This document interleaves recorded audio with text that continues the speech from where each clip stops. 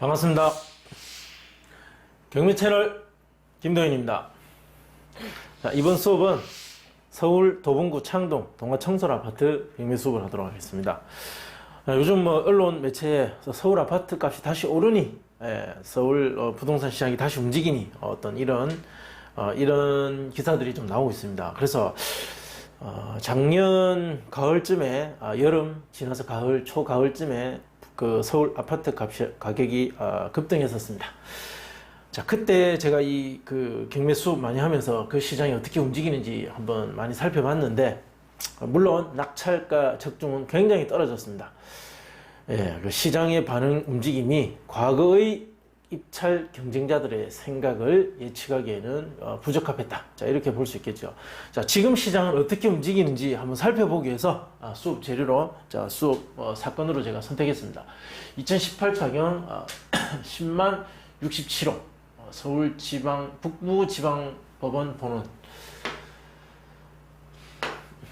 물건의 종류는 아파트, 전용 면적 25.7평입니다. 대지권 12평에 토지와 건물은 일괄매각으로서 매수 이후에 토지 건물과 관련된 분쟁은 없을 것이다. 자, 사건 접수는 2018년 10월 22일 대략 5개월, 한 5개월 정도. 그러니까 사건 진행은 굉장히 빨랐다. 자, 그렇게 보입니다. 자, 보통은 30일 정도 남은 사건을 하는데 지금은 13일 정도 남은 사건을 하고 있습니다. 이유는 좀 맞춰보기 위해서입니다. 자, 서울의 낙찰가 적중률을 좀 높여보기 위해서 시장의 가격이 움직일 때는 30일 정도면 이 30일 사이에 거래 가능 금액이 달라질 수 있습니다. 거래 가능 금액이 달라지면 아무리 잘 분석해도 이 낙찰가 자체는 틀릴 수밖에 없습니다. 그래서 조금 가까운 물건을 한번 해보겠습니다. 소유자, 채무자는 같은 사람, 그리고 채권자는 어떤 개인 이름으로 되어 있습니다. 등기 현황을 볼 때 어떤 상황인지 한번 살펴보도록 하겠습니다. 자, 물건 사진 한번 보겠습니다. 어떻게 생긴 아파트길래 보겠습니다. 이게 어떤 세대 출입문인 것 같습니다. 이 공동 현관문이고, 주차장. 네, 이렇게 생겼습니다. 이렇게 주차장 입구고,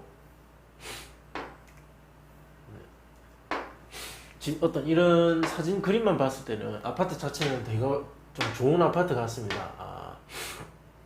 건물이 신축이라서 좋다기보다는 좀 어떤 평화로운 느낌의, 대지권도 좀 넓고 주차장도 여유가 있어 보이고, 건물 관리도 깨끗하게 잘 되어 있는 것 같고, 그러니까 그 지역에서 나름대로 거기 살기 좋아 라고 인정받은 아파트 단지가 아닐까, 이건 제 생각입니다. 저는 이 아파트를 처음 봤는데 왠지 그런 느낌이 듭니다. 사건이 진행되는 동안 어떤 신청 내역이 있었고, 자, 그 신청한 이 관계자들 중에 낙찰자에게 영향을 미칠 만한 사람은 누가 있는지 한번 보겠습니다. 채권자, 사용증명 제출, 접수증명 제출, 송달 장소, 송달 영수인 신고서 제출, 등기 필증 제출, 채권자의 어떤 신청 내용이 좀 있고, 그 외에 특별한 건 없습니다. 감정평가서, 부동산 현황 조사 보고서, 그 다음에 교부권자의 교부청구서 제출, 채권자 매각 기일 연기. 채권자가 일이 많나 봅니다. 개인인데, 안 누구 개인인데, 신청 내역도 많고, 매각 기일 연기도 있고, 어떤 개인과 개인의 다툼이다 보니까, 어떤 금융기관과 개인의 분쟁이 아니라, 개인과 개인이다 보니까, 뭔가 그들 사이에 뭔가 일이 여러 가지가 다양하게 있을 수 있다. 자, 그 부분, 이 채권자에 관련된 여러 가지 상황이 낙찰자에게 특별한 영향을 미칠 것은 없다. 자, 이렇게 보입니다. 그래서 일단 점유 현황과 등기 현황을 보면 알 수 있겠죠. 현재로서는 특별한 이해관계는 없어 보입니다. 물건 현황을 한번 보겠습니다. 24층 중에 1층. 자, 우리가 조금 주목해야 될 것. 자, 1층이라는 거. 1층의 어떤 가치, 교환 가치를 잘 판단해야 될 것 같다. 자, 그리고 방 3칸과 욕실 2개, 그리고 사용 승인은 97년도. 지하 주차장이 있고 뭐 설명이 있습니다. 뭐 자은초등학교 남측 인근 원권까지 차량 출입 가능. 창동역 1호선 및 4호선 버스 정류장 소재, 대중교통 여건 양호하다. 괜찮은 주거단지인 것 같습니다. 한번 읽어보시면 될 것 같습니다.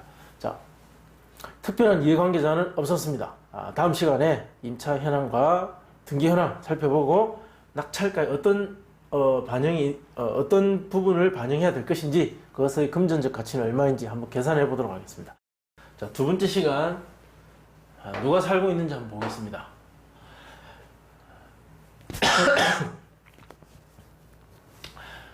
집행관이 현장 가보니까 조사된 임차 내역은 없다. 만날 수 없었던 것 같습니다. 폐문부재로 소유자 및 점유자를 만나지 못했고 안내문을 투입하였으나 아무런 연락이 없어 점유자 확인은 되지 않았다. 다만 전입세대주 이종교 소유자를 발견함.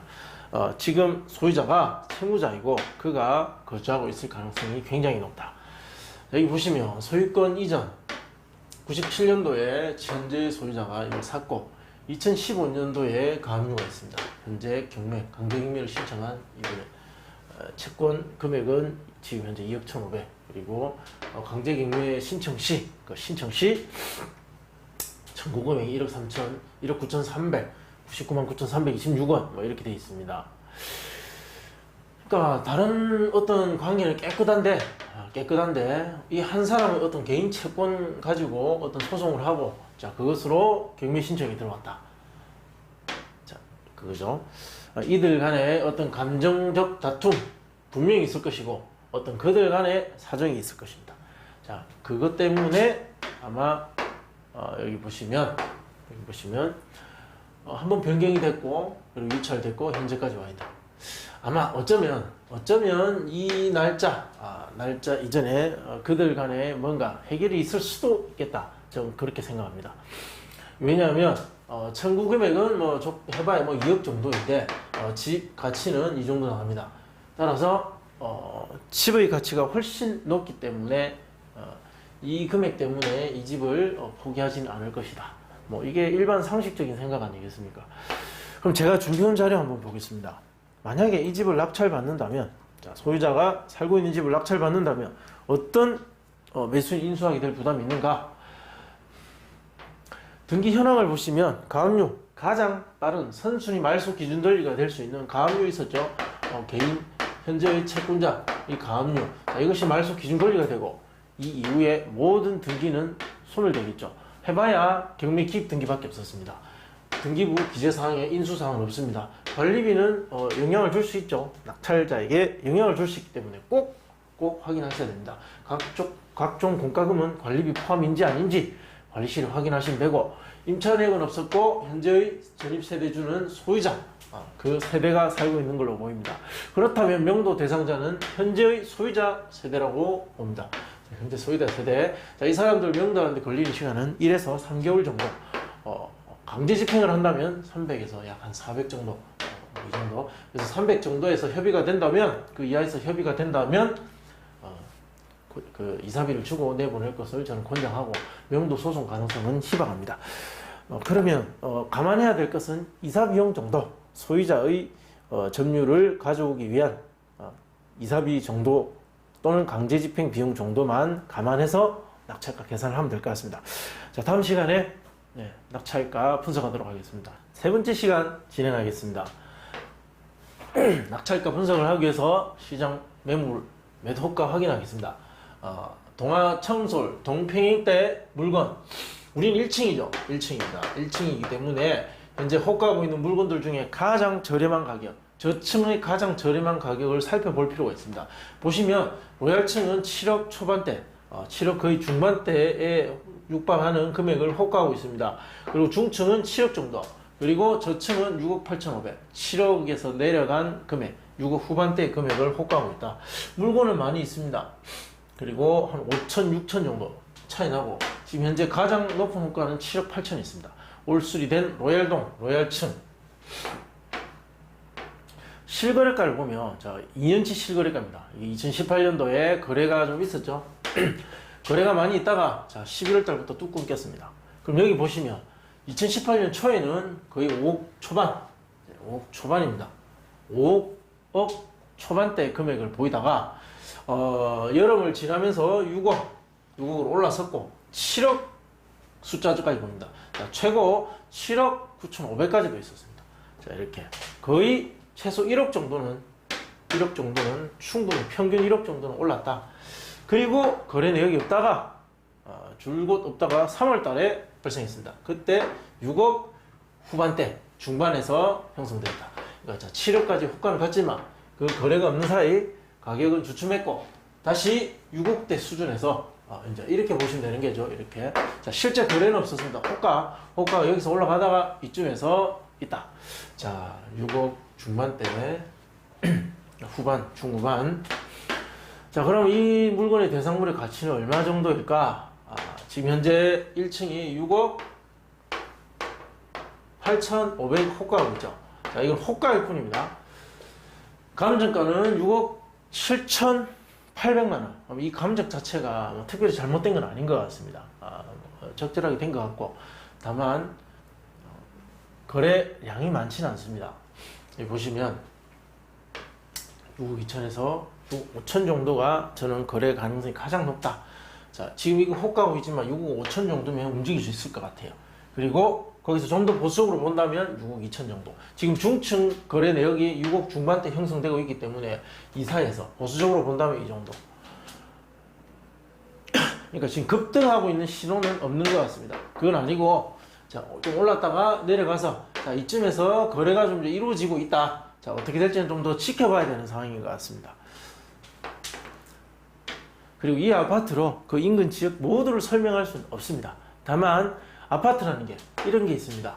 자, A단지, B단지, C단지, 자, 이 어떤 특정 동 안에 이런 한 뭐 몇 개의 단지가 있습니다. 그런데 이 단지는 급등하는데 이 단지는 급락하는 이런 현상은 거의 없죠. 네. 이 등락의 정도가 차이가 나서 그렇지, 네. 이 정도의 차이지 보통 오르고 내리고 그 움직임은 이 가치, 그 맥을 같이 하고 있습니다. 그게 뭐 대한민국이죠. 왜? 비슷한 사람이 비슷한 생각을 가지고 같은 동네에 모여 살면서 이 부동산에 대한 생각이 다들 큰 차이가 없기 때문에 가격 변동도 비슷한 겁니다. 낙찰 사례는 많이 있습니다. 많이 있는데, 죄송합니다. 그렇게 많지는 않아요. 많지는 않은데, 그렇다고 해서 분석할 정도는 적당히 있었다. 자, 이제 그렇게 보시면 되고. 자, 이 중에서 한 두 개만 제가 뽑았습니다. 네. 비슷한 평행대, 그리고 비슷한 생각을 읽을 수 있는 입찰자가 있었을 법한 낙찰 사례. 자, 대동, 그리고 태영 두 가지 분석했습니다. 99년도와 03년도 건축됐고, 25.7평과 25.7평. 12층, 2층, 남용, 동양 모두 2차에 낙찰이 되었습니다. 작년 아파트 값이 움직일 즈음에 정리가 됐네요. 다 7대1입니다. 7대1, 7대1 이것도 읽으면 7대1이라는 그 경쟁률 7대1 그리고 모두 2차에 낙찰되었다는 공통점 7대1 정도라면 실사용자 또는 뭐 투자자도 있을 수 있도 적당한 수요의 힘이 있다. 자, 10여 명 이상이 넘어가지는 않았지만 7명 정도가 이 입찰에 참여했다라는 것은 수요가 어느 정도의 힘은 가지고 있는 시장이다. 이렇게 보시면 될 것 같습니다. 감정가 3억 6천과 4억 8,900 거래 가능 금액은 4억과 4억 8천입니다. 이때 낙찰가는 이렇게 기록되었다. 자, 거래 가능 금액 대비 95%와 89%. 이 지역에 대한 내용 정보를 많이 알면 알수록 이 계산 적중률은 높아집니다. 저는 잘 아는 지역은 아니지만 대한민국 일반 평균인의 서울에 거주하고 있을 사람의 생각으로 짐작해보면 가중 평균을 구하면 92.46%가 되고 하한가인 6억 2천을 적용하자면 즉 입찰자가 6억 2천을 이 물건의 교환 가치로 판단한다면 자, 이 적용하면 이 정도 금액에서 정리가 된다. 5억 8천 정도. 5억 8천 초반. 5억 8천 초반에서 그리고 상한가 6억 5천을 적용하면 6억 1천 정도. 즉 5억 8천에서 6억 1천. 자, 이 사이에 낙찰가가 형성될 가능성이 가장 높다. 이제 문제는 이거죠. 85제곱미터, 85제곱미터인데 6억을 초과할 수도 있죠. 6억을 초과하게 되면 이거죠. 2.2%. 6억이 넘지 않으면 또 1.1%. 아주 1.3%. 일단 저는 2.2% 적용해서 계산을 해봤습니다. 6억 천 정도의 상한가의 낙찰가 기록 가능성이 저는 더 높다고 보고, 자, 이 금액이 더 가능성이 높습니다 하면, 자, 취득세, 국민주택 채권, 전기비용, 그리고 이사비용. 자, 그렇게 해서 최종 금액은 6억 2,700 정도에 정리가 되지 않을까. 자, 이렇게 계산이 됩니다. 자, 시청해 주셔서 고맙습니다. 궁금하신 점 댓글로 남겨주시면 답변 드리도록 하겠습니다. 좋아요, 구독 신청 부탁드립니다. 감사합니다.